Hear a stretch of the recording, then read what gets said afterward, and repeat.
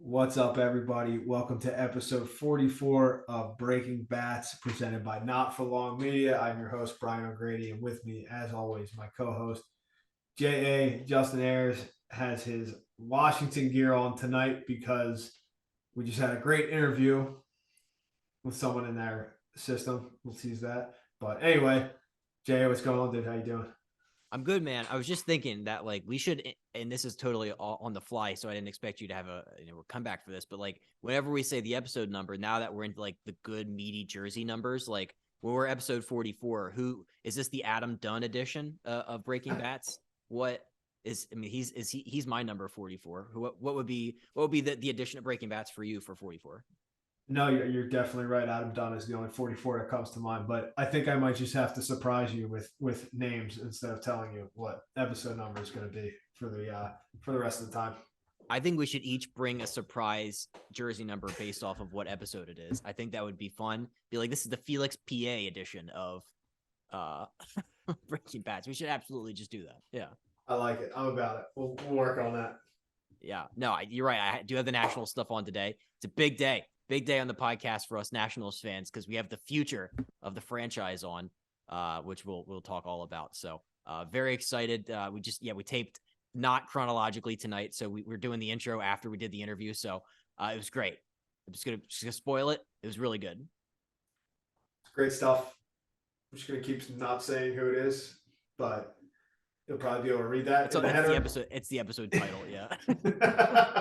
But Robert whatever. Hassell III. Yep. Yeah. Robert Hassell III, number one prospect for Nationals, traded from the Padres, where I met him in the Juan Soto trade with a few other guys. But great interview, awesome kid, going to be a great player. Before we get to our news and that, let's do our advertisement here. Quick word. This episode is brought to you by our friends at Som Sleep. Are you having trouble getting enough sleep at night? Because Som Sleep has you covered. The scientifically advanced Som snack includes ingredients that are naturally found in your body like GABA, magnesium, and melatonin. Sleep is the best form of recovery, and it has helped people everywhere take their game to the next level. All you have to do is drink one serving 30 minutes before you go to bed, and your body will naturally calm itself down. Other sleep supplements leave you feeling groggy in the morning, but not Som Sleep. Wake up feeling refreshed and ready to conquer the day. Go to getsom.com, click shop, and enter the code BATS, BATS, at checkout for 10% off of your entire order of Som Sleep. All right, we have not as much baseball news in terms of concrete, here are some free agents that have been signed. I'm hoping that, the winter meetings are coming up soon, so maybe that'll be a big free agent bonanza. Until that point, we're just going to keep talking about Aaron Judge. His impending free agent contract has a lot of people talking about what that contract would look like. He's going into his age 31 season. We've talked about this. He's 6'7". He's 282 pounds. In terms of aging, it's an interesting conversation because I was watching MLB Network today. They were talking about this where they're with the rate of trainings become so radically different, diets, health, keeping your body healthier longer is something that's really it's really advanced to the point where people aren't as turned off by guys in their 30s. I think. Would you agree with that assessment? Yeah, I think it's for a couple years there, it became this big thing. But a guy like Judge, I don't think it's going to affect it too much. He can hit now with the DH and everything like that. He's going to be able to hit longer. Nelly Cruz would be the example there. I know he didn't have as good of a season last year, but been doing it forever. I don't think teams are going to be as turned off by guys in their 30s anymore. We've been talking about this for a while. I'm so interested to see what the deal is that he gets and where he gets it, or where he decides to go, I should say. I mean, so on that same kind of level, it's like the Giants. The San Francisco Giants were the first team other than the Yankees to meet with Aaron Judge. I mean, the Dodgers are still obviously expected to be in the mix, but Judge grew up about 100 miles east of San Francisco out in California. So I think that's a cool storyline. It'd be a homecoming of sorts. I know some guys aren't as inclined to go back and play for their hometown. A non-baseball example is I'm watching the Brooklyn Nets game right now. Kevin Durant does not want to go play for the Washington Wizards, even though he grew up in Prince George's County, Maryland. Some guys are weird about that stuff, but if Judge is the kind of person who would maybe like the opportunity as his career goes on to play in front of the hometown crowds there, I think that would be a great deal, and it wouldn't be with the New York Yankees, so it would be a double win. I think you're absolutely right. I mean, we had Joe Musgrove on here talking about that, how he kind of got to experience playing somewhere else before he came back and played home in San Diego. And obviously the rest is history there. But Judge could be more of the same. I mean, is playing anywhere really worse than playing for the Yankees in terms of media and things like that? I can't imagine that it is. I feel like going anywhere after that's probably easier. But the Giants, it seems like a legit fit there. Like you said, hometown. They want to spend money. They need a face now. I would love to see it. I think that would be just a really cool storyline, like you said, and it wouldn't be the Yankees and it wouldn't be the Dodgers because I don't want to see that either. But I hope you're right, man. I really, it's a cool place for him to end up. Where do you think he's going to go? If you had to guess right now, where are you guessing? I like the Giants. I think, they're taking the initiative. They're flying him out. They're having like the cool visits and stuff. Now their payroll, they lost a couple guys. Rondon's not coming back. So they have some money. And like you said, they need a star. They've been in guys like Stanton and Harper in the past. So it's like they've been big game hunting for a while now. They just haven't been able to land one.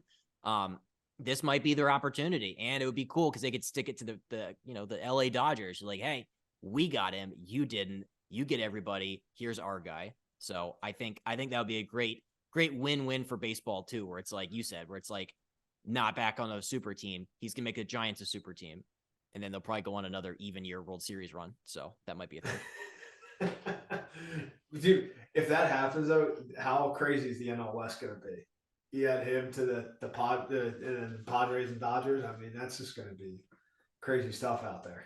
Don't sleep on the Arizona Diamondbacks. That's a team that we should probably, whenever we start doing like 2023 previews, like I'm drinking the Diamondbacks Kool-Aid. Their team is, I know they play in the NL West, but they got a lot of good young talent on that team. They put it together down the stretch. Yeah, I mean that very well could be true, but that's like the kiss of death coming from you, judging off this past year. So I don't know if Diamondbacks fans want to hear that. The Royals could still be a breakout team. I'm squatting on that take. That's the best part about takes is that eventually they're all right. You're just gonna keep using that for the next 5 years until it happens. The Cubs and the Royals was not my finest hour in terms of breakout teams. I might have been talked into the Cubs by a friend of mine. So they're also just, they're me and the Cubs, we're not seeing eye to eye right now. And that has to do with some personnel decisions that they've made. So, they're kind of on my shit list. So, they won't be on my breakout team next year. Yeah. I'm sorry to hear that, but shit happens. What are you going to do? It's tough. The other thing I wanted to talk to you about was the Hall of Fame ballot. So the 2023 BBWAA ballot was announced. There's a couple of storylines I took away from this. So if you're looking at this year's upcoming ballot, you're not going to see Bonds, Clemens, or Curt Schilling. They're on just like a different ballot. So fun fact, they're on the contemporary era ballot, and that's voted on by a 16-person committee, which must be a rootin' tootin' good time of 16 baseball writers. They sit in a room, they vote. And if you get 12 votes or more, you get in on the Hall of Fame on the same ballot class as like the other guys. So we could still see Bonds and Clemens and Schilling in there. I'm here for it. Yeah, I mean, Bonds to me is, we've talked about this before, is it's not even a question. He should be in there. And Clemens Clemens was phenomenal too. He should probably definitely be in there too. And Schilling was really good as well. I mean, they probably all should be in there, honestly. But hey, does it really matter which way you get in? I mean, are there three more polarizing guys than those three to be on ballots? But yeah, it's funny. We had Trent Rosecrans on here earlier talking about all the stuff he puts into the votes, and it was just really cool to kind of hear that perspective. So hopefully they get this right and at least get Bonds in there. I mean, yeah, come on. But yeah, and then there's other guys coming on for the first time too. A lot of first name guys. One of them very close to my heart. So I mean, the big one, if you're looking at the first year guys, it's obviously Carlos Beltran. He might be their best chance to get a first ballot guy in. But with Beltran, though, you have like the Astros sign stealing scandal. Say that 10 times fast. That might have tarnished his reputation. I don't know how much so, compared to some of the guys who have like steroid like ties to their candidacy. But so he's on there. And then there's some other ones. I'm just going to rattle them off rapid fire.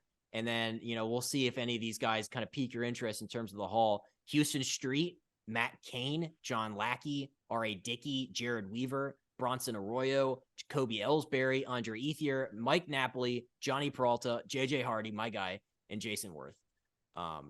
So that's kind of like the rest of the first year guys. Anybody stand out? Beltran is definitely interesting. I don't feel like the voters will be voting for him or against him based on the Astros scandal. I feel, if that's got to be about his playing days. If you think that sign stealing stuff affected how he played, I don't really, you can't definitively say that or anything. So I would think it'll just be about his numbers and how he was. He was a great player. So that'll be interesting. There's some guys on that list, the other guys that I like. I don't know if any of them are going to make it in the Hall of Fame. Jason Worth, near and dear to my heart, as he is yours, from his time with the Phillies. Great player. I don't know. I don't know if any. Jacoby Ellsbury was one that stood out to me for other reasons of just the bizarre ending to his once phenomenal career. But all really good players. I think I see Beltran getting in, and that's it. Maybe not the first time though. What do you think? Yeah, I don't know. I mean, his numbers are fantastic. His baseball Great reference numbers. is like you forget about. He started in Kansas City way back in the day, and he, rookie of the year in 1999, played all the way up until 2017. So, long career, lengthy career. He has some good numbers. Yeah, I mean, it's like he's one of 5 players with at least 400 home runs and 300 steals. So, yeah, I mean, he played forever. So I don't know, the sign stealing stuff. It's still kind of top of mind for a lot of people. So I could see that being a thing. I could see that turning. I mean, because these baseball writers are very like, they'll dig their heels in and they will not budge if something with a player, like if they disagree with. So that could be a thing. JJ Hardy being on the ballot is fantastic. I mean, he's not going to make it, but it's always cool when you see guys that like you watched as a kid and were like idolized. It's like when Brian Roberts, I think, appeared on a Hall of Fame ballot. I was like, damn, that is cool. That was my guy. That was big B-Rob guy. Love that. So, yeah, I mean, it's going to be interesting to see how the voting goes. It's going to be a lot of fodder this winter. You're going to see the round tables and, Bob Costas will get trotted out and we'll hear his opinion on stuff. So, it'll be interesting to see what the baseball writers think. The last kind of like storyline I had was like the A-Rod situation. With Bonds and Clemens, as they were on the ballot for longer, they kind of got a little like more traction. They started trending upwards. I'm hoping A-Rod does. I mean, I'm a big A-Rod guy now. I wasn't when he was playing. Yeah, I don't think he will, man. I think people Yeah. have more against A-Rod than those other guys. A little different situations, but we'll see. I mean, A-Rod was a fantastic player. There's no doubt about that. So definitely an interesting storyline. A-Rod got 34.3% of the vote last year. Last year was his first time. Bonds got 36 in his first year, and he got to 66 by the end. So you get to stay on the ballot for 10 years. Who's to say? Who's to say that we don't get a more progressive group of BBWAA members? So yeah, I mean, that's literally the only reason I'm even talking about this is just because I love A-Rod post career. It's like, damn, yeah, he is cool. Sunday Night Baseball. He goes on Shark Tank. Like, yeah, when he was playing, I hated his guts. It was my favorite thing to boo at A-Rod. It was booing and hissing. It was the best. Yeah, it's he's an interesting guy. Yeah, for sure. Absolutely. And then the last kind of like big news item I had was that Cody Bellinger. Cody Bellinger is now officially a free agent for the first time. He was non-tendered by the Dodgers last week, so he's free and open to talk with all 30 teams. Scott Boras is his agent. What a fall from grace. If you talk about baseball reference pages, if you go to Cody Bellinger's and you look, you're like, he went from like the pinnacle, like to rookie of the year, 2019 NL MVP. In his MVP season, 47 bombs, 115 ribs, and he batted 305. He had the makings of a star, be consistent for years to come. And then since then, he slashed 203, 272, 376, and about 300 regular season games, to the point where the Dodgers just DFA'd him. Like, it's honestly sad when you think about what's happened with Cody Bellinger. But like, when we talk about where kind of things went wrong, what do you think? Was he tinkering too much? I mean, I know he was hurt. That was a large portion of that for a while. But what do you think happened with Cody? 2020 was back up even from that. Bellinger's always had a unique kind of style and swing, right? Kind of a late, fast movement with his load and everything like that. So to me, it was super impressive how he really did it to begin with. So I think 2020, when 2020 hit, coming out of his MVP year, like the COVID stuff, it was just such a strange situation for everybody that maybe, after things shut down, he wasn't swinging or anything like that. And he just kind of lost where he was at, whatever. And then the season was just weird. And, he hits the big homer in the playoffs and, hurts his shoulder celebrating. I think that was really like the big turning point there, because he ended up having to have the surgery on it, and just don't think he was the same physically since then. And he's kind of, like you said, tinkered, tried to do what he's always done, and then he's tried to, adjust. And I feel like maybe the shoulder wasn't allowing him to be as quick as he once was with that other swing. And he's just going back and forth between like trying something a little different and a little new to try to make an adjustment, and then like, shit, that's not working, going back to the old thing, and the old thing's still not working too. And I've experienced that sometimes too. So it sucks, but I think personally it goes back to his shoulder, and maybe it's just not the way it used to be. And I don't know if that's a total swing overhaul. I would think this offseason he's probably trying to do something very much different. But again, you said it, his baseball reference, the numbers beforehand, man, he was MVP. He was awesome. So that's tough. I feel for him. I mean, that's got to be very frustrating. But in terms, I'm sure somebody's going to give him a little bit of money for a year to see if they can turn him around. And I'm sure he probably only wants a year to bet on himself that he can make an adjustment, turn around, and then hit the big deal after that. Yeah, he's still super young too. He's only 27. So, yeah. I mean, that's super young to be hitting free agency, but you're right. He tinkered a lot. Like, I remember when they talked about, he like changed his stance completely, where it's like he had that like unique swing beforehand, and then he just like lowered his hands and choked up on the bat. And then that kind of worked for a little bit. You're like, all right, cool, we figured it out. But like, that's got to be hard though, when you feel like you have to make all these changes to your swing just to fix it. Like, if something goes right, like, instead of trying to like get better at what you've already done, like, all right, let's just completely overhaul everything that made me the MVP. Like, all right, let's scrap that. Like, that's got to be hard, I feel like, as a player. Yeah, and sometimes you're not even. It's like you're looking at the wrong thing. Like you start looking at how you were set up, or how you were holding the bat, or where your hands were, or like things like that are sometimes like cosmetic. Like, it's just how it looks in the beginning, and you're not actually looking at like what the bat's doing when it's swinging, when it's coming through the zone. Whereas, so maybe he was changing those setups, and he was starting to get some of the other action that was happening in his good swing. And here he is thinking that it's because of this new little setup change that he's doing, but really it's something else, and it stops working. He's like, well, shit, the setup's all right, it doesn't work. Instead of seeing, oh, my bat's doing this here. I did see a clip.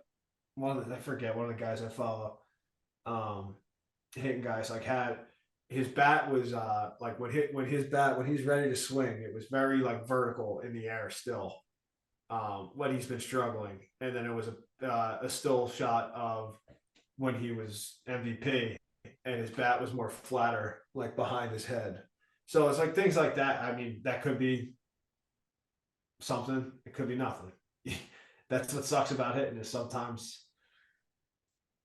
it's just not working, and that's all there is to it. But I gotta think he's gonna figure it out at some point. He's too talented, obviously.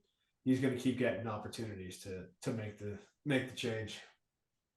No doubt. And I read earlier that him and his agent are just seeking that 1 year deal. They're not going into free agency with expectations of any kind of long term.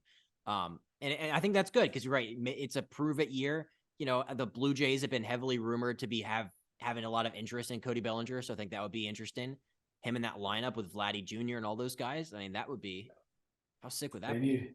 need a lefty, and yeah, man, he would look. I that would be a cool spot for him to go. I'm all for if the Blue Jays could be good. It's like the NL West. The AL East could just be so much fun to pay attention to if you know those teams keep getting better. Your Orioles keep getting better too. Yeah, it's gonna be fun to watch. He should go to the Orioles. It probably wouldn't work with all the young guys they have though. I was just thinking about that the other day where I'm like, they have so many good young position players that they really don't need to sign anybody in free agency, like position wise. DB pitching, that's all we need. Get you Rodon and who was the other one? RDT was saying. I don't know. Get you somebody else too, another established guy. Yeah, that's all we need. That's it. Well, cool. All right. Well, that was our kind of like news of free agency for this week. We have a couple last things before we get to our interview, though. We do have our Fudge-ing Awesome Moment of the week. Our Fudging Awesome Moment of the Week is brought to you by our sponsor, the Original Fudge Kitchen. You can find them online at fudgekitchenswithan.s.com. They ship sweet treats and fudge all over the country. It is the best. So many flavors. Lasts a long time and very reasonably priced.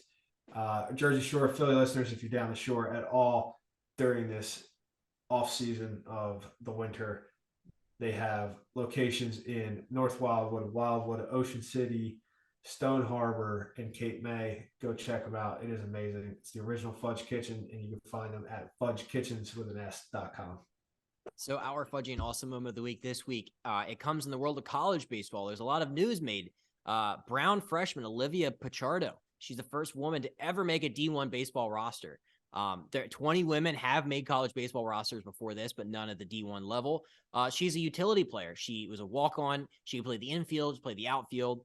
She was one of 31 players to make the roster for the upcoming spring season there for Brown.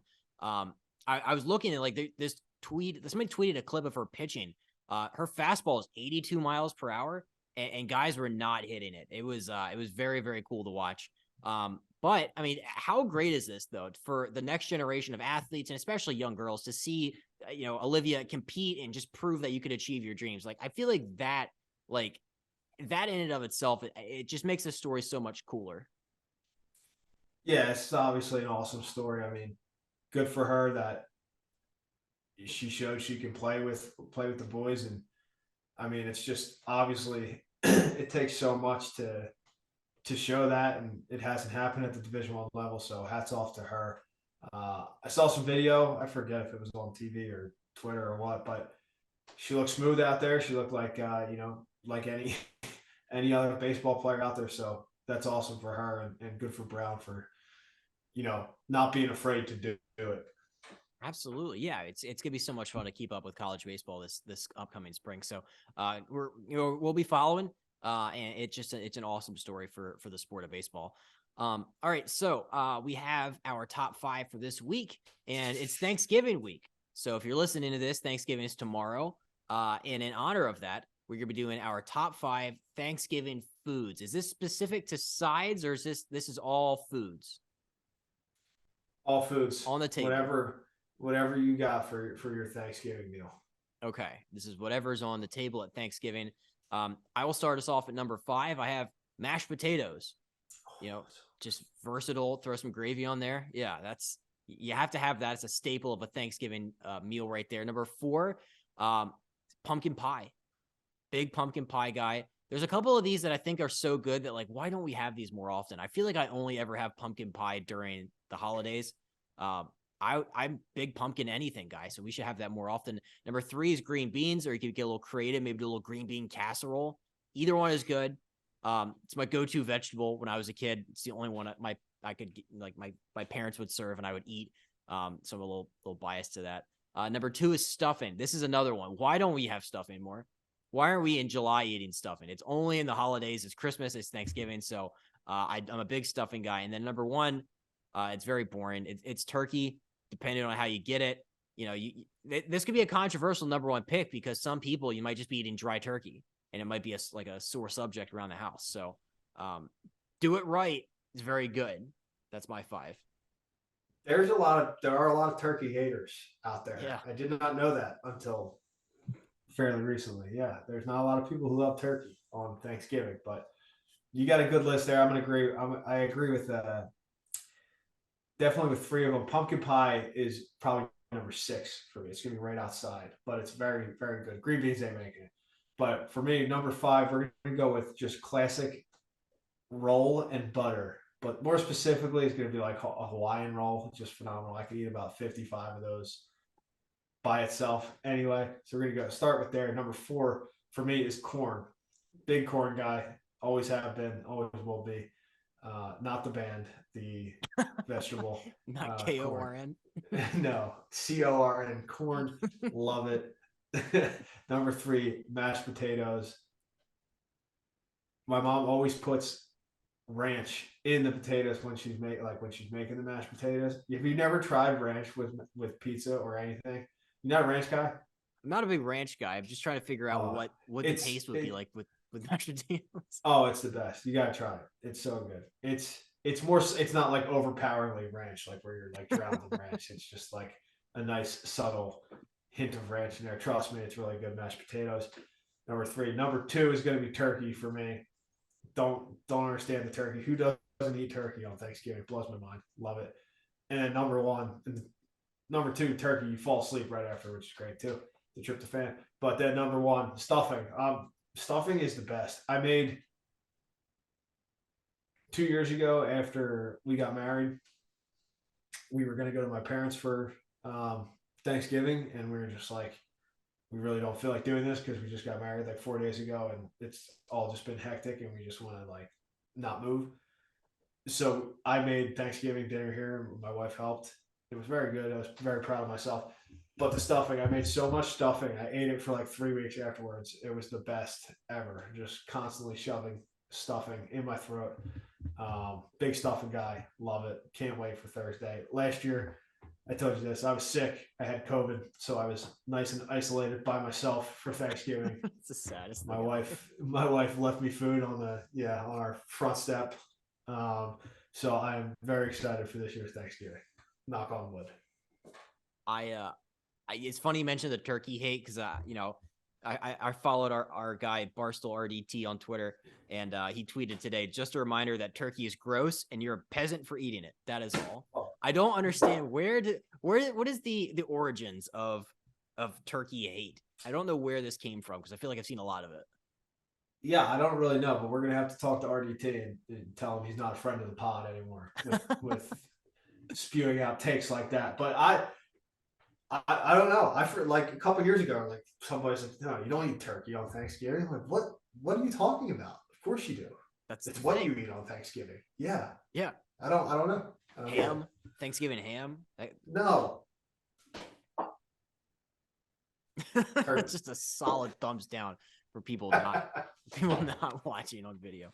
Yeah, I don't know, man, but yeah, Thanksgiving is like an adult holiday. It's like, kids don't get jazzed about it because they got to sit by themselves at like a little card table and eat food they don't like eating. It's like, why can't we just have pizza on Thanksgiving? But then you're right. It's more of an adult thing. And then you can fall asleep watching like the Detroit Lions play football. So it's not bad. Dan Campbell's not going to let me fall asleep. I'm going to be running through a wall for Dan Campbell this Thanksgiving. MCDC is going to bring it. So yeah, Dude, no, it is the best because I'm big. Your family's getting together just to eat some food. You don't gotta you're not gifting anything, you're not bringing gifts. Santa's not coming around. It's just it's a fun holiday, and I get to eat a lot and not worry about it, so it makes it even better. Yeah, and put the pajama jeans on and just go to town. Yep. That's exactly right. Can't be having tight waisted pants on Thanksgiving. Nope, elastic waistbands only, people. That's Yeah. that's how we're gonna survive. Or have you seen Barstool Big Cat? Is just he said he's a Spanx guy now.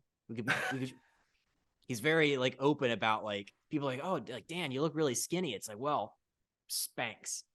Something to keep in mind. That is ridiculous. Man I haven't Spanx. seen that yet. Yeah. Oh my goodness, that's too funny. I think a lot of people might be taking him up on that after Thanksgiving. So, I don't know. Yes, but we talked about it earlier. Our guest for tonight, or for whatever this episode, could be we tonight. already recorded it tonight. Yep. Yeah. Robert Hassell III, outfielder, #1 prospect for the Washington Nationals. He was with me in San Diego in spring training in 2021.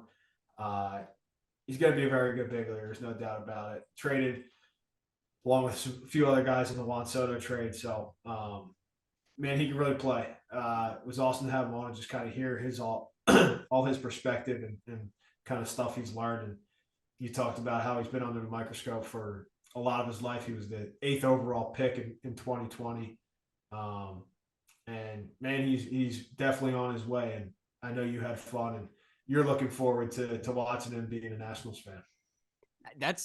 I was saying this. I don't think we were being recorded when we said this, but it's like, as a Nationals fan, you don't have a lot to look forward to. The big league team it's not very good, objectively speaking, but we do have hope in the fact that the guys we got back from Juan Soto, those 5 guys like Hassell, Abrams, like Mackenzie Gore, these are going to be the future cornerstones of hopefully the next World Series run. So to have him on and to hear like talking about his approach to hitting, which is fascinating. Like I could listen to you and him like break down like and dissect your guys' swing for like hours. So that part, as a baseball fan, I was just sitting back. I'm like, damn, yeah, this is amazing. They're just like, it was so cool. So I'm excited for you guys to hear that. But before we get to the Robert Hassell III interview, we do have 2 quick things. We wanted to give a shout out to a friend of the podcast, Actions Over Words. It's an apparel brand with the mission of encouraging people to use their actions instead of their words. They donate $5 of every sale to different charities around the world. So check them out at actionsoverwordsapparel.com. Use the promo code N4L. That is N4L. 10% off your entire order of tees, hats, hoodies, and more. And finally, check out the Not For Long Media family of podcasts. Tons of great content for you to check out. The Colin Thompson Show. And each week, the guests they have on there are incredible. So shout out Jack in the back and Colin and the gang over there. And our other great podcasts, 2 Girls, 1 League. And then we have Odgies with Harry Mays and Jason Martinez.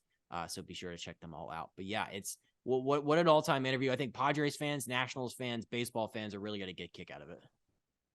No doubt. It's a great one of my favorites. So all that being said, let's send it over to our interview with Robert Hassell.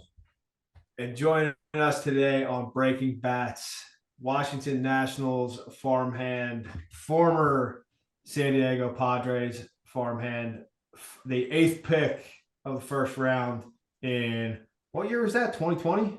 Yeah, 2020. 2020, Robert Hassell, outfielder. Kid's a stud. Was with him in big league camp with San Diego my year there. He's obviously made some splashes since then, and now most notably traded from the Padres to the Nationals in the Juan Soto trade this past offseason. So I know some of our San Diego listeners are going to be a little sad to hear his voice because they had some high hopes for him, but I know our Nationals listeners are going to be pumped because now they got him. So Hass, thanks for coming on, man. Really appreciate it. How you doing over there? I'm good, man. Thanks for having me on. I appreciate it. Yeah, man. We've been trying to do this for a while. I know you're busy during the season, but I know it's a little bit more downtime right now. But real quick, you went to the fall league after a nice season, and unfortunately, the hamate gave out. Just give us a little quick update on how that's doing. Yeah, it's been good. The surgery went as good as it could go. Dr. Sheridan is great with a lot of people and was great with me. Just taking it easy a little bit still right now, easing back into everything. But it feels fine. It's healed. It looks like it's healing back just fine, and ready to be back out there shortly. As soon as I can, I'll start swinging the bat, man. Doing everything I can do. Yeah, I'm sure it's killing. Has that been tough to kind of just take it easy for a few months here? Yeah, and I was thinking about it, and it's like, knock on wood, I've been blessed so far with the health, pretty healthy body. I haven't had any major surgeries. That was the first surgery I had, and it's one of the more minor ones you can have. And I was thinking the first couple weeks after, I'm like, dude, I don't even remember the last time, you have a couple weeks not to do anything. It's like not supposed, the doctor's telling me not to sweat, too much to infect the area and all that. I'm like, well, can't work out, can't do anything. So, but it was cool. You learn, I feel like even in times like that, 2 or 3 week long periods, you learn a lot about yourself when as us, all we know is baseball and other stuff as well and family and stuff. But most of my life has just been baseball, baseball, baseball. So to take a break even for a few weeks is like, wow. Yeah, there's big. It's crazy when you just don't really have much else going on. As when I was younger, for me, when the off season hit, I've never really stopped. But as you get older, you kind of learn you gotta shut it down some too at the same time. So Yeah. yeah, man. I sit after the season, I'm like, oh, this is nice. But then after about 5 days, I'm like, well, I don't really have anything else to do. I'm pretty bored, so I can't imagine. Get bored. Yeah, having like really, you're not allowed to do anything because you're healing. But that's good to hear that it's going good, and I know you can't wait to get back out there. And before we give it to JA to take it back, way back for you, I want to talk about the trade real quick, and your boy CJ Abrams. So you and CJ head over to the Nationals in the Juan Soto trade. Right. Obviously, he ended up, playing the big leagues. Have been there with the Padres, but playing with them and playing pretty well, making some really nice plays and swung the bat pretty well, if I remember correctly. But first of all, how crazy was that getting traded when it happened? Yeah. So it's like, you see everything on Twitter and see, other people ask me as well about, how do I feel? Like, how am I able to, is it, are you nervous and all that stuff? And it's like, to be honest, every year I'm keeping up with the trade rumors anyway, and so for me, it's like, that's something I would be looking at anyway. And to see my name in it, such a big package like that it was really cool. And, as much as I loved being with the Padres organization, it's like, they're trying to make moves as well. Their management, and they want to win in the big leagues, now. And so I had to understand that. So, it was obviously no hard feelings or anything. When I woke up, I had a game in Fort Wayne. That day we had a game, and that morning is when I found out. So it was kind of weird. I went to the game as a fan that day, just said what's up to all the homies, and got a ticket and everything, and was like, this is like the last goodbye or whatever. And then I was on the road to Wilmington, Delaware the next day. So it was just, I drove to Wilmington, 9-hour drive. So on the way there, it's just like, wow, man, it's like, it's still not even real yet. I'm waking up days after, I'm still waking up, thinking, my mind's like wired as like, oh, Padres, still a Padre, like stuff like that. It's just, it takes a little bit of getting used to, but it's a cool transition. You've been on, in different orgs and stuff, and it's like, you might overthink it a little bit, but it's baseball. It's the same place. It's the same everywhere, man. To a certain extent, it's the same everywhere. You got baseball, you got management. It's all the same, Yeah, for sure. I got to think, I never been traded during the season. I was DFA'd and traded to Tampa after the season. But it was cool. It was like, man, it's kind of weird that, you're leaving, but at the same time, you're like, shit, this other organization really wants me, Yeah. So it's cool from that perspective to do that. So I'm sure that was cool. And then, I know you weren't with CJ, but to go and, you guys talk about that. Did that help at all? Make a little bit of a transition easier for you guys? Yeah. And matter of fact, Preller had given me a call, obviously, when stuff had went through, and he had mentioned the fact that, obviously giving up some of his top guys you got mixed feelings on that, but he had made sure and mentioned, CJ, that CJ was going, and that, he hopes that we go and do big things. And I think that, that is because he knew how kind of close me and CJ had gotten over the years. I was really excited to see that he was going over there. I knew that, he had gotten the opportunity in the bigs with the Padres, but to get traded and go over somewhere where they're in the midst of a rebuild, and for him to be a part of it, and for him to go up there and play some games, and then you see on Twitter, it's like, that's our shortstop and stuff like that. It's like, that's good to hear, man. I hope the best for him. He's been a dog. He's been a dog all his life, it seems like. And, I've learned a lot from his mentality, but yeah, super happy for him to be over there, man. Yeah, no, I mean, I just think it's exciting from a Nationals fan's perspective, hearing all of that too, where it's like you guys, you have the opportunity to, grow together, come over from the same organization, go to the new one together.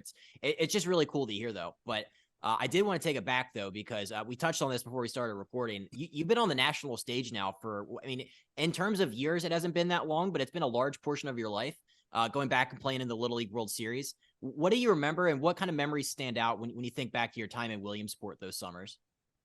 And I remember a lot. I do. I went when I was 11 and when I was 12, and obviously when I was 11, I was one of the younger ones on the team, considering most of the team was 12.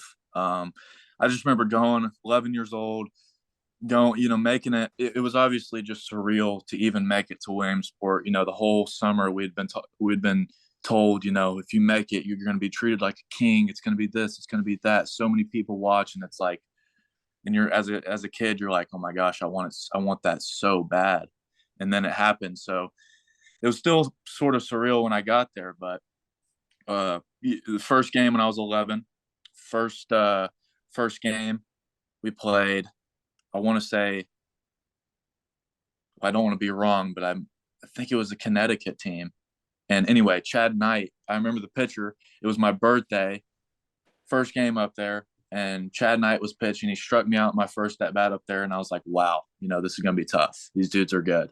And I just remember seeing 6 foot tall pitchers, 6'2" pitchers, guys that were filled out, 12 years old. It's like, wow, it was crazy. Autographs, people wanting 11, grown men, and that didn't matter, but it was to see like somebody that was as old as my dad wanting my autograph at 11 years old. It was crazy. I got and then we won the next year, and I was on the team again. We went, and that was the year Monet Davis was there, and that was a huge deal. I remember watching. We were already in Williamsport, and I watched their final game in the regional for them, and it was just like, wow, man, this team's got a lot of fans behind them. It's going to be, real exciting to face her. And then boom, we faced her first game. Man, and she struck. It was my birthday again. It's just whenever they had the tournament lined up with my birthday both years, and it was on my birthday. I remember that day, some pipe busted in our dorm. So we stayed, they had this fenced in kind of dorm area for all the teams to stay in, and a pipe had busted or something that day. So they were fixing it. We had to stay with our parents. And I stayed with my dad in this old hotel after the game, but she struck me out. Then I got a little single off of her, and she 2-hit shutout us. And just completely electric, really good stuff. She had 46 feet, she's throwing 70. It's like, wow. And, that's equivalent to whatever it is, 90 something. But either way, after the game, I just remember it was all over ESPN, man. My strikeout got replayed over and over and over, and all the other guys, and, had to learn, what it was like at 12 years old the hard way, So great times though, man.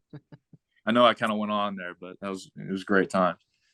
That's just funny. It happened every year on your birthday. That must have had like some bad memories looking back. You're like, damn, it's like Birthday's supposed to be fun. I'm getting two hit shut out by. I mean, at the time, everybody in the country was talking about Monet Davis. That was ESPN, but that was also like the nightly news, and I feel like too. But Oh yeah. It's funny you mentioned that. Like there's just like a bunch of 6 foot tall kids running around, because I think Brian talked about this when he did a home run derby against Bryce Harper. It's funny when you have like normal sized children, and then there's just like a guy who's your age somehow, but he's like shaving. Did you see a lot of that? Yeah. Yeah, and it was like, yeah, I remember this. I can't remember his name, but he was for the Great Lakes team when I was 11. He was a pitcher. He threw from like up here, down here, sidearm, all that, and he was like 6'2". And a lot of hair and all this, and I'm just like, wow, man. It's like I've been one of the around my areas. Like I grew up to that point. It was like I was one of the best, in the area, and it was like I was kind of used to that. I kind of got used to that, and that was the first time really when I was like, wow, man. And my dad talks about it. He played a little bit of football. He tried to play in college, and he says with some kids, you're beat at birth. And being realistic. I always like to be as realistic as possible, man. I don't like to lie to myself. I don't like to lie to other people. I like to give good advice and honest advice to people and stuff like that. But it's like that really resonated with me, because it's like, yeah, it's like, but if I want what he wants, even though he's, whatever, today it could be, even though he's 6'6", 240, he's got all the pop in the world. It's like, if I want it, I'm gonna have to work that much harder, type stuff. So with some kids like that, for the first time when I was 11, 12 years old, I realized, wow, I'm beat at birth with a couple things, man, for sure, measurables and all that, But it's eye opening. It made me realize, the work ethic that was needed for, next level for sure. Yeah, no doubt. Brian, did you want to jump in? Yeah, man, I don't know. I feel like I was the same way, Hass. Like, Hass isn't a small dude. How tall are you? 6'3"? 6'4"? Yeah, 6'2". I'll say 6'3", but 6'2". You're a little bit taller than me. Has some. He's got a little bit more filling out he can do, but he's not a small dude. But me and you were probably the same. When I was a kid, I was normal. I was normal. I wasn't big or anything like that. Right. But I was just, like you said, I was just kind of more talented or better than most of these other dudes at that time. But then, when I went to Cooperstown and Bryce Harper was there, he's already 6'1", 6'2", and with my ability, probably plus more. I was like, what the fuck am I supposed to do now? Yeah, and it's I remember that's funny too, because when I went to Cooperstown when I was 12. One of the best tournaments I've ever played in my life. So much fun. Check this out. I was I don't know the exact. I think I was like 15 for 15 at one point to start off Cooperstown, and we were hot, man. We were winning every game. Then I got to like 20 hits. Only got out a couple times. We were winning every game. We got to the Final Four in Cooperstown that year, and there was 2 teams. It was like the San Diego Stars and like the Westlake.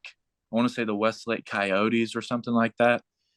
And dude, they're flying in these pitchers, man. Yeah. At 12 years old, and they're flying them in. And I was like, there's no amount of hits I could get in a baseball game to win against these kids. You know what I mean? It's like I was probably in that tournament, because they got a ton of teams coming in. Some tournaments you got in Cooperstown, it's like 100 and something teams. Well, that was one that I went to, and it was like just tearing through teams. And then you get to those, it's like those guys really got it down, man. Those filled out 12-year-olds. It's crazy, man. The one thing I've noticed too about reading up about you is I just feel like you've been on the fast track to Major League Baseball for so long now. Was it your freshman year of high school? You're being recruited to colleges, and I feel like everything's kind of been under the microscope since then. Like, has it been hard trying to stay grounded and level headed through all of this? Yeah, I just think what helps me is sit back and think, I think this is what I'm supposed to be, man. I think I'm supposed to be that baseball player that's supposed to uh, go through hardships like anybody else. You know what I mean? And become a better man and a stronger man out of it. So yeah, when I was a freshman, committed to Tennessee, had no clue what I was doing. I'm a big Tennessee fan. Never I knew anything about their baseball program really, and it was really not that great at the time. Uh, coaches changing positions, fired, all that led to me decommitting, and then I committed to Vandy as a sophomore, and it's just like, yeah, I think it was, as for many other players, that were put under the microscope and at that young of an age, just because a lot of people are interested in it. And I think just coming back to the basics, man, it's baseball. I started playing the game for fun. I want it to continue to be fun for me. And what makes it more fun is doing well. So, all the work that goes into it and stuff, but try not to think about all the pressure. There's going to be pressure with anything. I think anything that you do on or off the field. So I might as well accept it. You know what I mean? There's going to be people talking about me. I want people to be talking about me. You know what I mean? That means I'm doing something right most of the time. You know what I mean? So uh, just find little ways to motivate myself like that, and let everything know, like, man, this is a game. It's obviously a profession now for me, but it's a game and that's why I think I'm this good this far. Just keeping it simple. You said something in there that was really interesting, where you said that they throughout all of like the tournaments and all the competitions at the youth level, it still remained fun. And I feel like that's not usually the case for guys, where it's like, maybe the joy gets sucked out of the game when you're doing all this travel ball and you're doing this. But that's great that, like, even at that young age, you're like, you know what, you're right, we're still playing a game, we're still having fun. What did you live like a kind of like a normal life? Was everything besides, the baseball stuff, was that just like normal teenage kid stuff? Yeah, yeah, nothing out of the order. I will say, with the fact of kids getting tired, and maybe parents are pushing them to do too much and not realizing how much the kid actually loves the game, stuff like that. What I always did was, my dad would question me sometimes. It'd be like before tournaments, and I'd be out shooting basketball or something, or playing video games, or just taking my mind off the game. It's like, really, like, when I'm not on the field, I'm away from the field. It's like, be a regular person, do stuff at a young age. I get even younger than me. Like when I was growing up, 12, 13, 14, it's like all I wanted to do was baseball. But I realized that there's other stuff, man. That's, there's other stuff to do, but honestly, what was the question, man? I got sidetracked. No, it's just, just keeping the love of the game alive, and also just trying Yeah, to live it, like, despite everything you have going on, live a normal life. exactly, man. Exactly. Do other stuff. Do other stuff too. Yeah. Don't make your life all about baseball. I think Josh Lowe had said something about that. Like, baseball is not what you do, it's just who you are. It's not who you are, it's just what you do. Yeah. I think. Yeah. Yeah. So Yeah. I think that's pretty. I think people like have this misconception about professional players that like you're not allowed to do anything else other than Mm-hmm.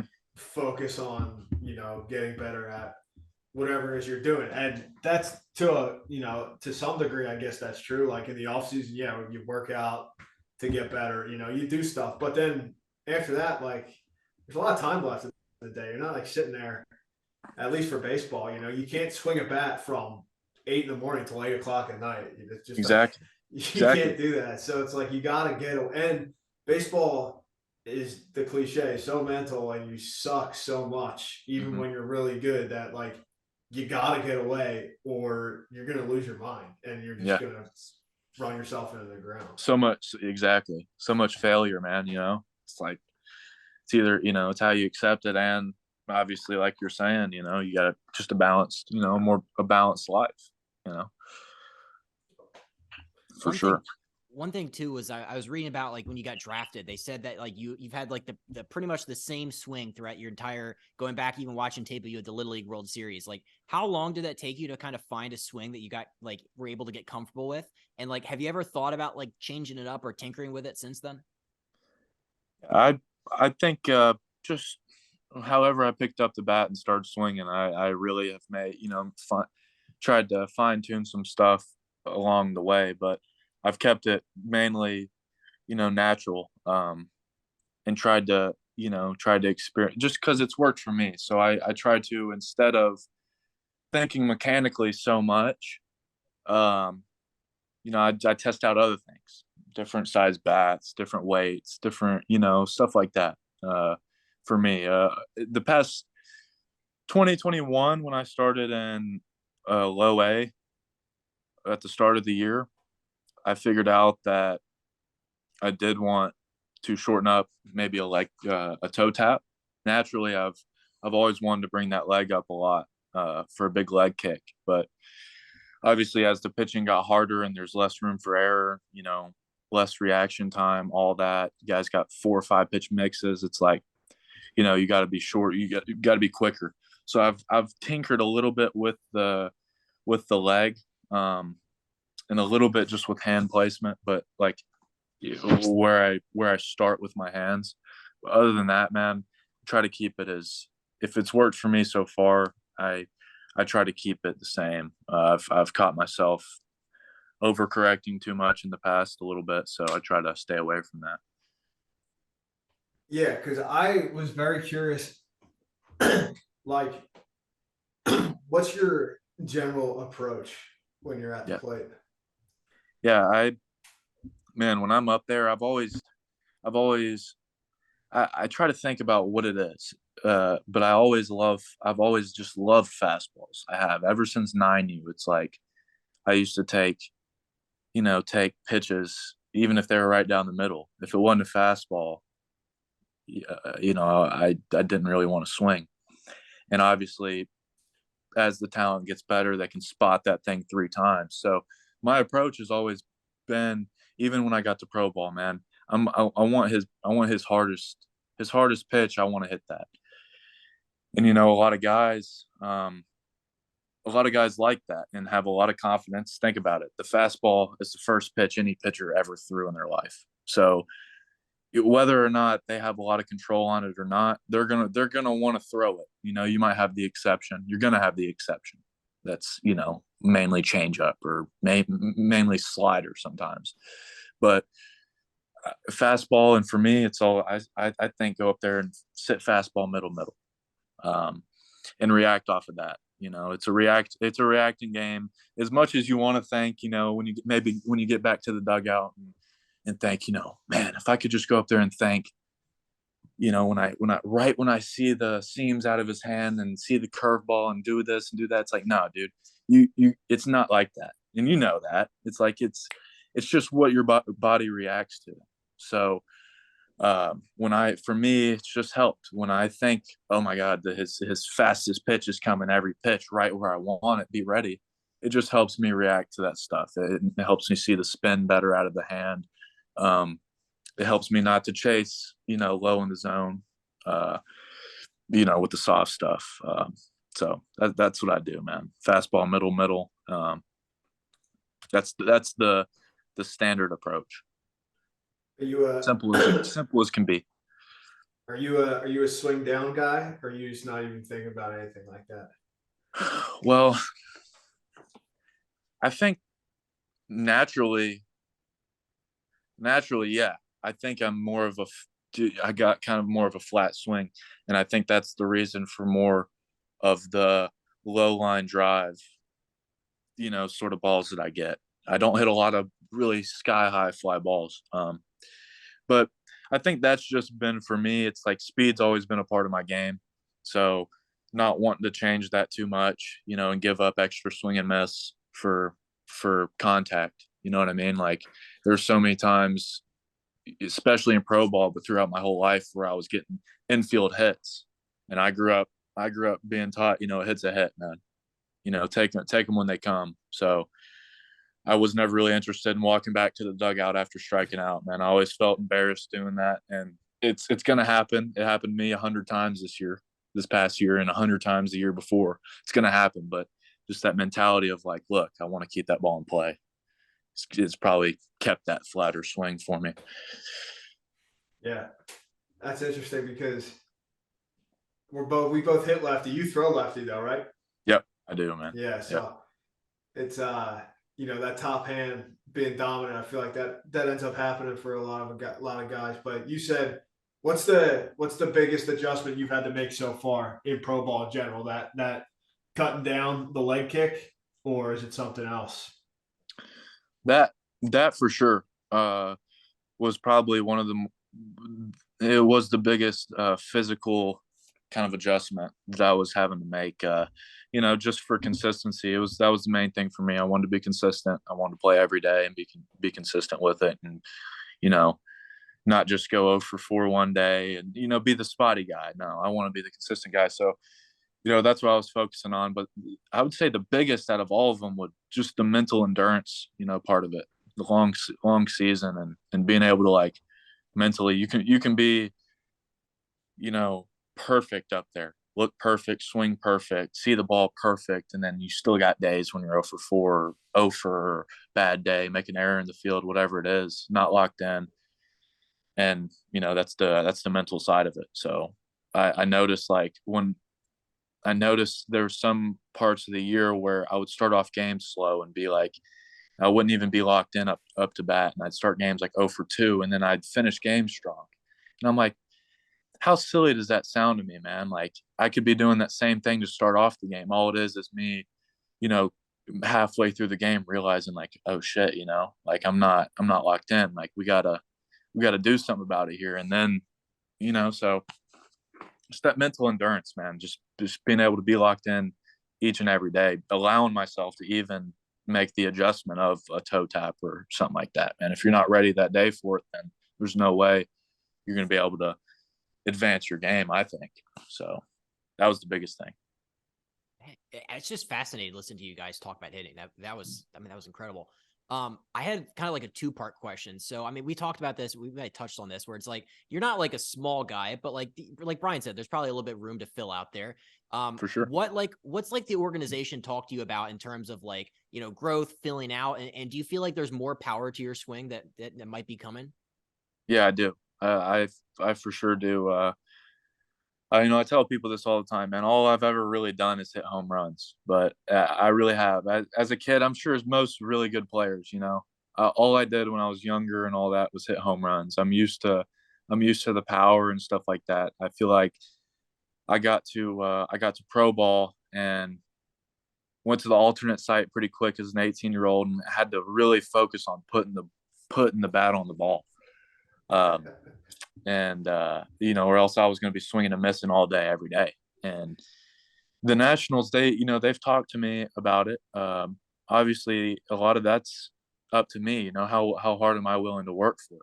It's like they can tell me all this stuff, but ultimately, it's like, do I want to be able to put in the work? Obviously, I know I got a fast metabolism. I know I'm going to be, at this age, I'm going to be burning through, a lot of fat and stuff like that. But that's the main goal this year. I'm about 185 pounds right now. I'm already up from last time Brian saw me, probably 10 pounds up from last time he saw me and stuff. So I'm slowly getting there. But I do know, I think the hand was bothering me for a half a year or so. And I do think that affected my power, just being realistic. I do. I don't know how many home runs. I don't know how many doubles. I don't know.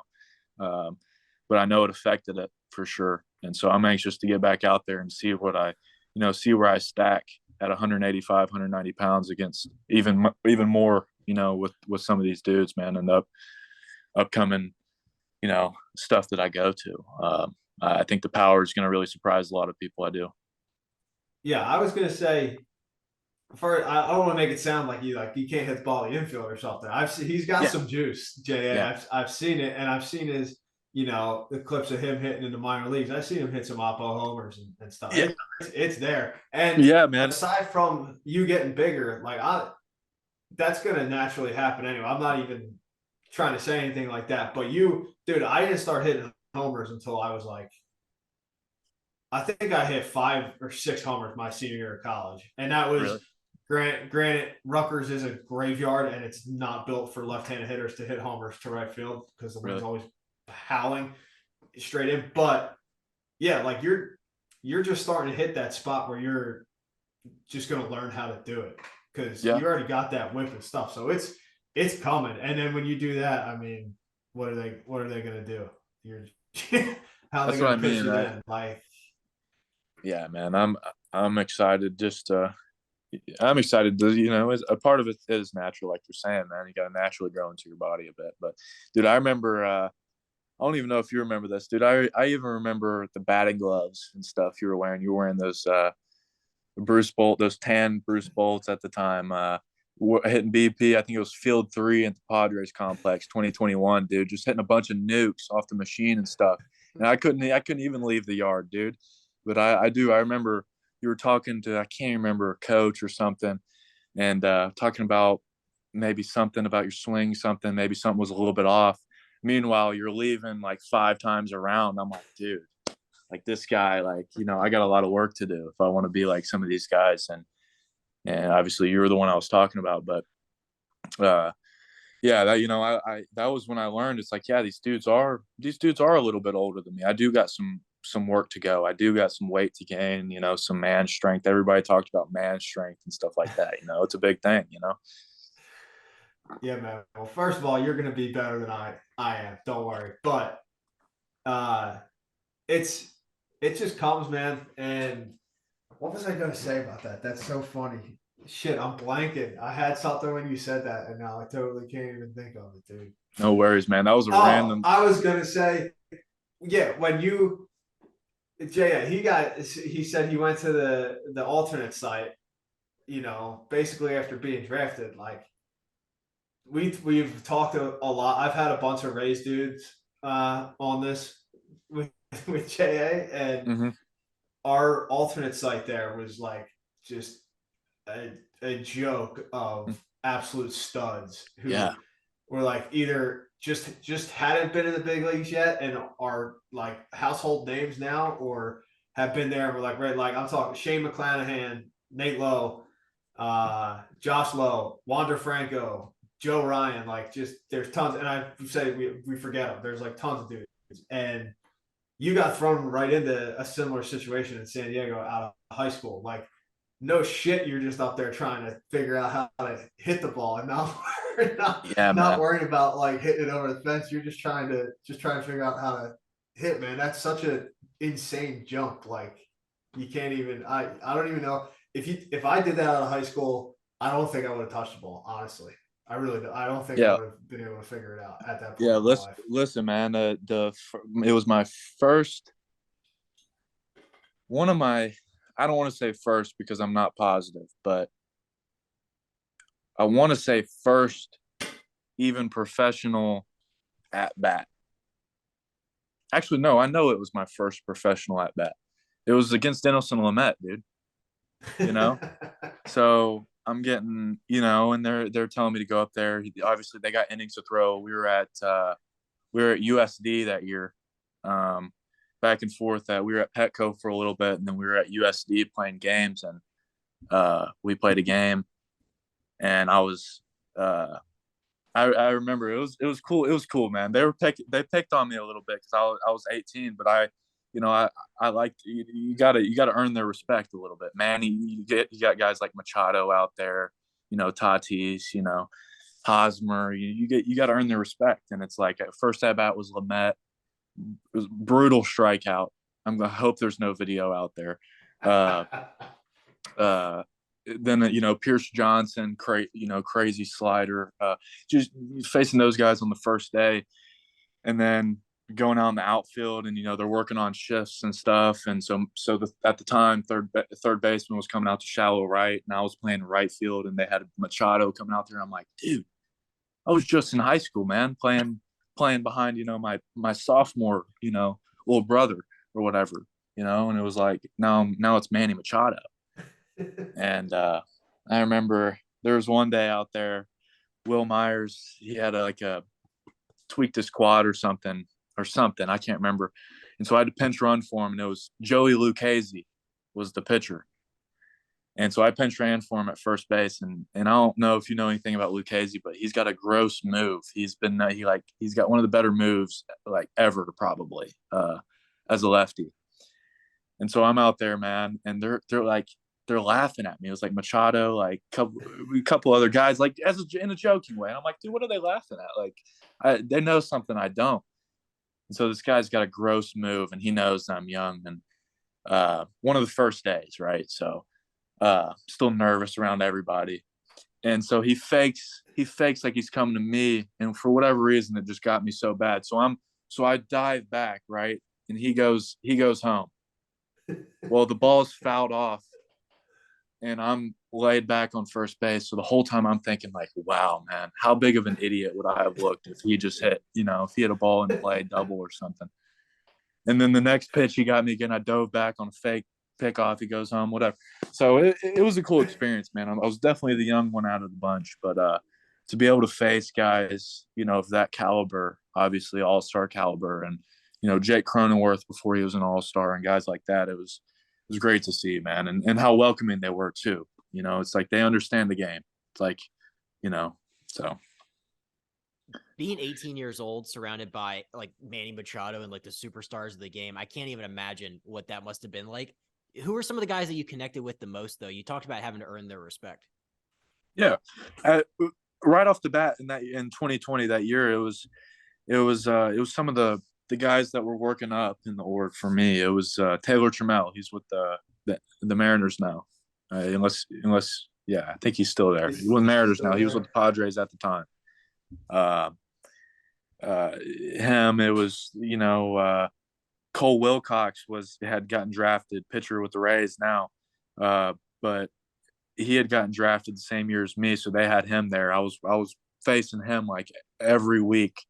Ryan Weathers too, before Ryan had made it to the bigs. He was down there dealing, man. I was facing him every week. So pitchers, hitters, it didn't really matter. I was clicking with anybody I really could. I was learning from a lot of guys. CJ was up there. Me and him got real tight, close, pretty quick.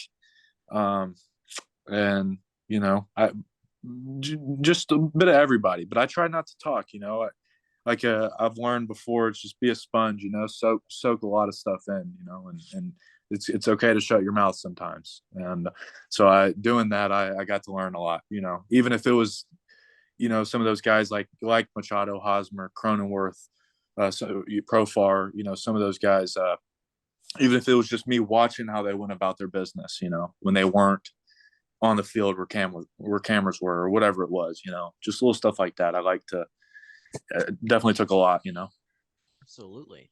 Well, I did want to get some Nats talking here. We talked a little bit about, you being traded, but I mean, you're from Tennessee, so you're kind of, close-ish to the area. Had you been to DC in the area around it before you had been in the Nats organization? Never been. I had never been to DC. No. But I grew up watching tons and tons of games. I did.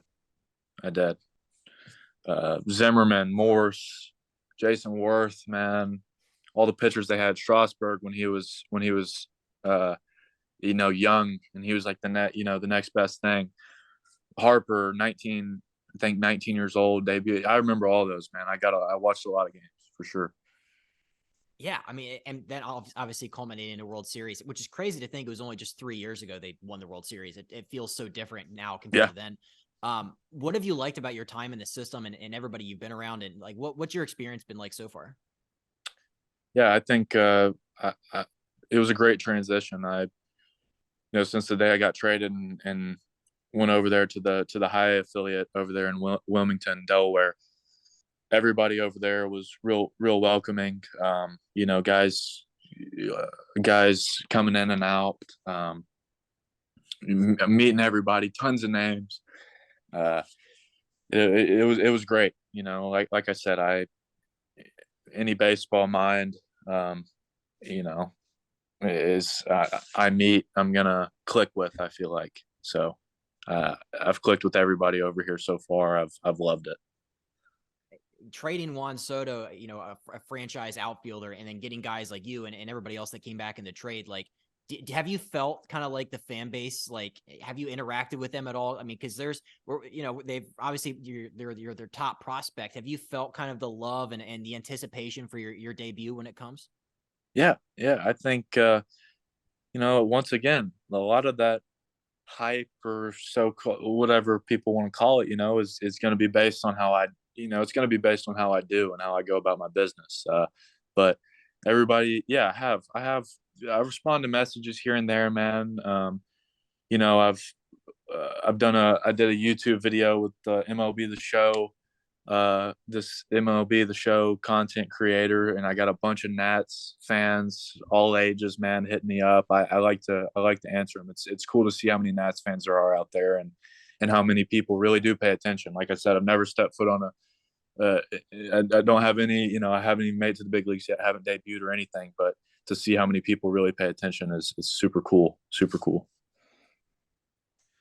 So, I mean, you're getting kind of close there. You finished in Double-A, and once you hit Double-A, man, anything can happen, really.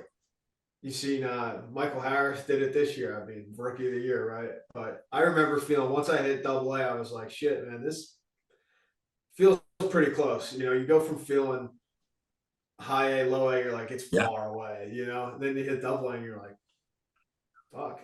I'm not, it could happen, right? What do you close? Yeah. What do you think is the biggest thing you need to work on, or the biggest thing you need to show to make that jump to the major leagues?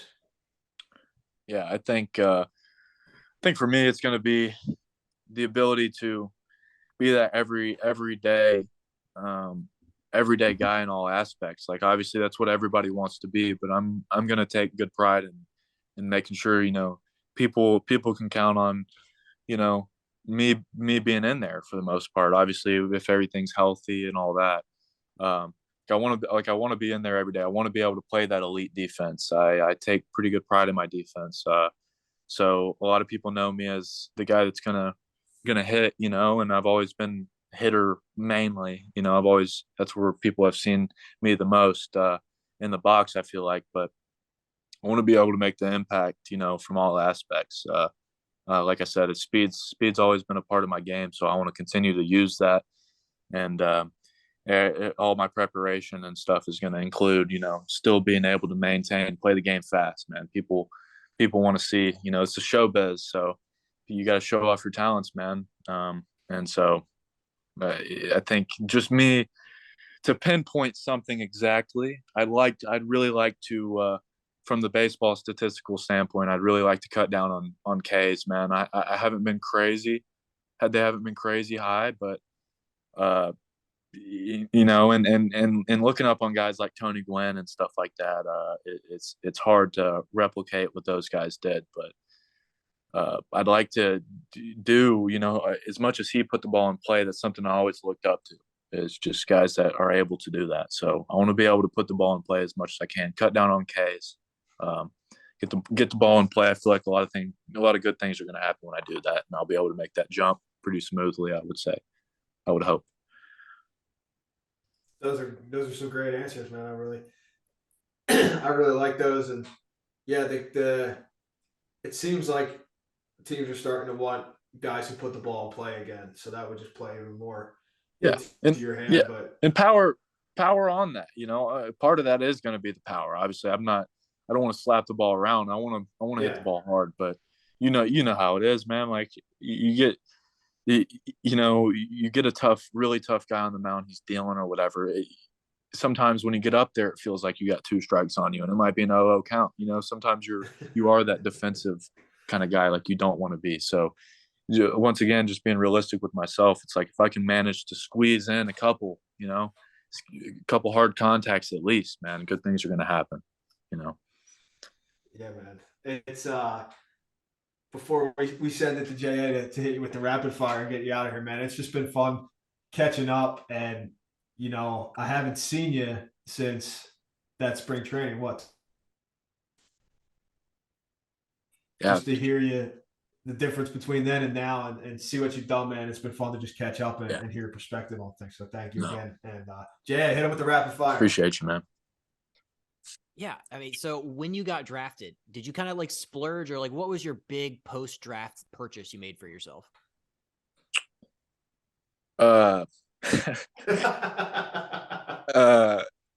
Being honest, dude, I remember First two things I bought, right? And at the time they were crucial, man. First off, I got meal money for the first time. COVID was a weird year in terms of how we got our money. So first thing I went to CVS when I got meal money. It was like $400 in meal money. I was like, oh my gosh, I'm rich, man. Like $400 is crazy. And I went to CVS, bought all the bags of chips I could, man. Every flavor. It was awesome. And then they gave us our first portion. The first two things I bought, JBL speaker, necessity. Second thing I bought was the fakest diamond chain I could buy. That was huge, man. And I wore it for a couple of days. Finally had some good people around me tell me to take it off, man. That's clearly fake. Uh, First two things I bought though, that was good. Yeah. That's awesome. Oh, that's fantastic. What have some of your walkout songs been so far? Walkout songs. My last year it was Nevada by NBA Youngboy, and I was a big fan of that one. Yeah.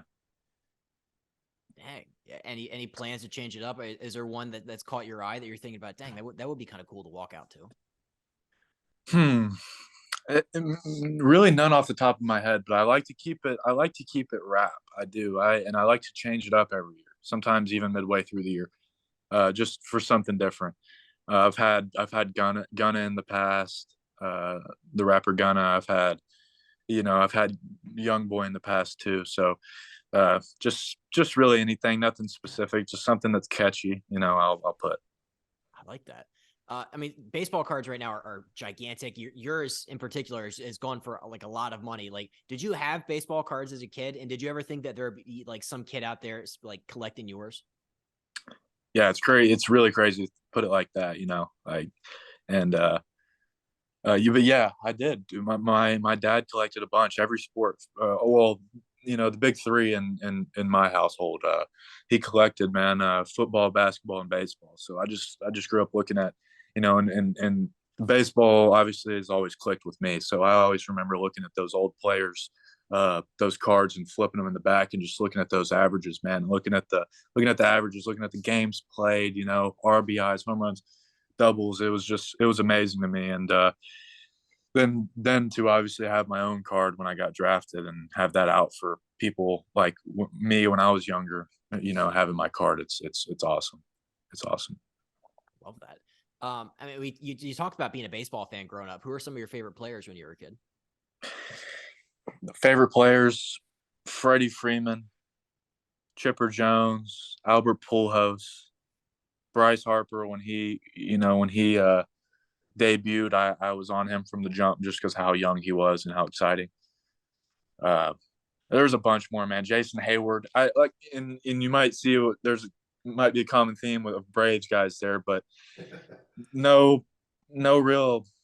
It's kind of a coincidence, just really because of I got a lot of Braves games here in Tennessee and Nashville. We got a lot of Braves games. We got a lot of Nationals games, Cardinals games. So I was a big fan. I was never really a team fan type of guy. I really liked individual players. So I'd say all time it was Chipper and Pujols for sure. But then as I got older, started researching on the Bonzes and the Griffeys, and it's like, man, how can those guys really not be your favorite player? Regardless of what you think, about some of their situations, it's like you got to respect the greatness, So There's some guys whose baseball reference page could be like entertainment, just going on. Like Barry Bonds' baseball reference page. You could just sit and look at that for dude, hours, I feel like. I do. I'll pull it up every now and then, if we're just, BS and talking about whoever, I'll be like, man, look at this. Like, he really got intentionally walked that many, or, whatever it was. He's got so many stats. It's crazy. But yeah, he was in a video game for sure, man. He was. No doubt. The last question I have for you, and this has been fantastic. What's the best piece of advice that somebody's ever given to you? Best piece of advice. Okay. I would say, obviously there's a lot. Everybody gets a lot. I'd say the best is from my dad. And he was in school, and I always had a tough time paying attention really in school. I always looked forward, like every dude, really, every young kid, looking forward to recess and lunch, man. That's what I looked forward to growing up. And he taught me at a young age, be big time all the time. Just simple, be big time all the time. And he never really elaborated on it too much until I'd come home with a bad grade or something. He'd be like, man, how are you expecting, if you can't even be big time in the classroom, man, like they're giving you the answers. They're giving you all this stuff. You just got to work for it, and you can't even do well in class, then how are you expecting to at your toughest moment be big time on the baseball field when you really want to be? It's like, so at a young age, just having that in my head, it's like everybody's person, everybody's a human, everybody's got their own flaws. But just for me, being big time all the time, if I keep that in my mind, it's like it helps me be a man off the field, and which more importantly, well, it helps me be a man on the field, which more importantly helps me be a man off the field. And help me with people and be a people person and all that. So, best advice. Love that. Hass, thank you again, man. This has been great. We really appreciate it. So much good stuff in here, and we know all these people are gonna love listening to this one. Thank you, dude. And yeah. Can't wait to watch what happens this year. I know JA is going to be following very, very closely, and I'll be keeping tabs. And man, can't wait to see how you play, man. You're gonna go out there and do great. Hell yeah, man! I appreciate it. I'll be keeping in touch with you as well, man. Keep doing big things. You're exciting. See, keep hitting balls 700 feet, dog.